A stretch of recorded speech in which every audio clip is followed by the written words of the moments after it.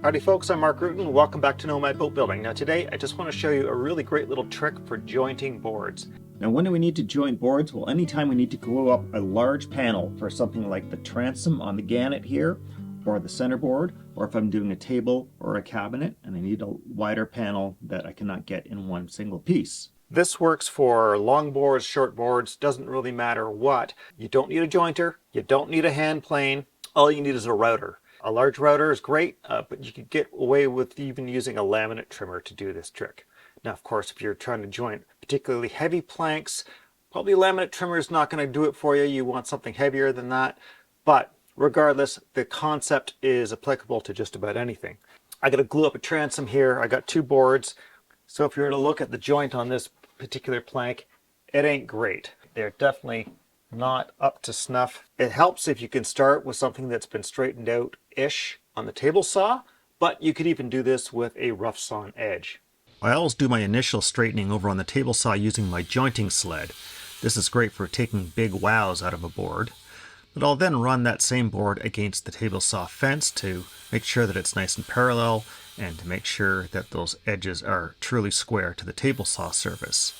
While these get things pretty darn straight, they may not be perfect for a glue joint. To do this, we simply need a router with a straight bit on it. I've got a 3/4 inch bit. I think a larger diameter is better. I'd say a 1/2 inch will do the job just fine. If you're trying to use this trick on particularly small stuff, a 1/4 inch bit would probably be okay too. But the heavier the material, the heavier the bit you want. Simple as that. Now we're going to set our bit so that it's just a hair deeper than the material that we're going to work on. Just by a little bit, a 1/16 of an inch is fine. We're just going to set one of these planks aside. We're going to take the other plank. We want to set it up on something that's up off the tabletop. It could be a couple of 2x4s. Doesn't really matter what. I've got these little low bench horses that I make that I find really useful for all kinds of jobs. And because I don't want to chew up the top of them, we're going to use a sacrificial piece of wood underneath those. A little bit of plywood here. Okay, so now what I'm going to do is I'm going to take my router and I want to set this on the board, and I want to just mark where my router bit touches off against the edge of the stock. I'll take a pencil, draw a little mark on there at the edge of the router base. Do the same thing at the other end. Now we're going to just take a straight edge, and the cool thing about this is it doesn't even need to be that straight. We don't want any little humps and hollows, but if it's got a slight curve to it, it won't matter a little bit. So we're going to set that up on our first piece, and we're going to align it to those marks that we made off of our router base. Now we want to just move those back maybe a 1/16 of an inch. The further back you move it, the heavier a bite we're going to get. We don't need a really heavy bite. We just want to skim the edge of this board. Okay, now we're going to clamp this down to my horses. Like so. One at the other end. Okay, that's good.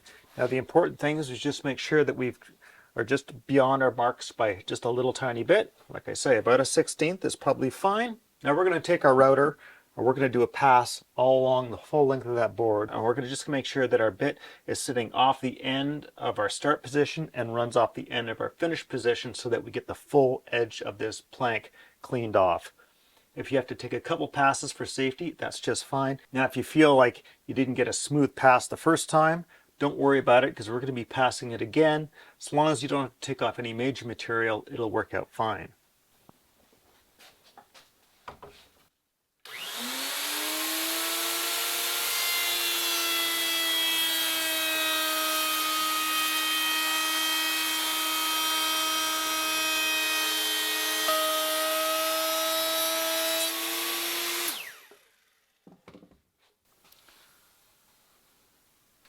Now I can feel there's a little bit of a funny bump in here. I'm going to give it one more pass just to be safe.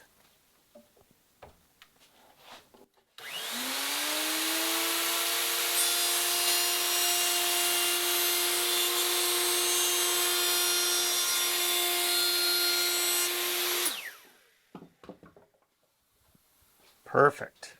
Okay, now we get our other plank.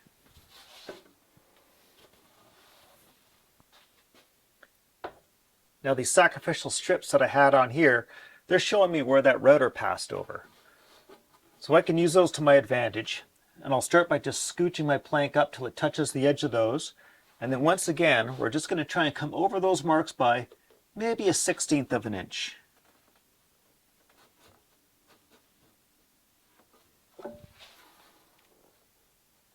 Okay, once again, we clamp these down to our horses.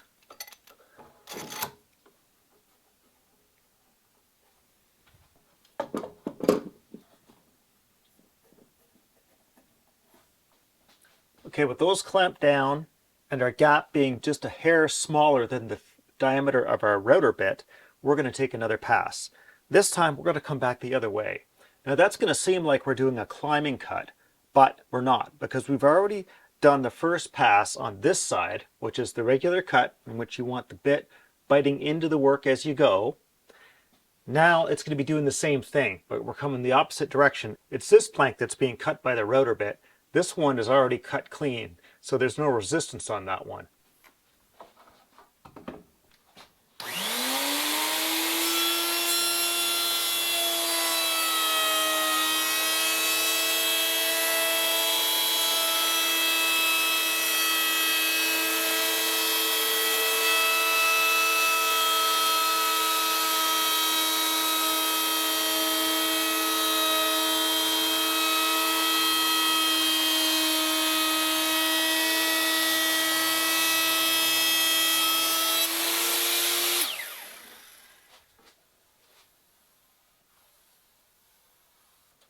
Okay, now what I just did there, if we didn't cut that first one on its own, this would not have been a safe operation. It would have been dodgy as hell. But because we cut the first plank on its own and then introduced the second one, it's a very safe operation. The bit is only cutting the second plank on this pass. So let's just unclamp it and we'll see how our results look.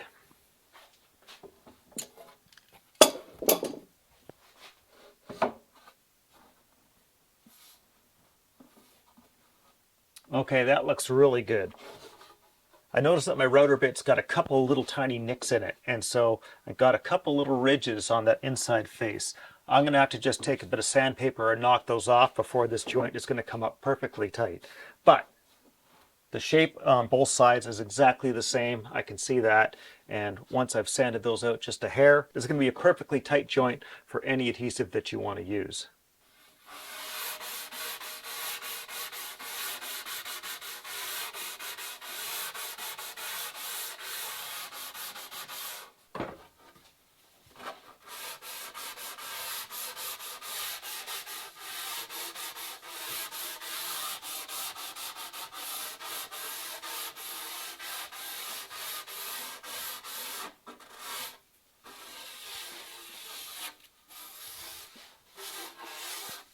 So I was just applying pressure right in the center of the joint, not on the edges, to clean those up.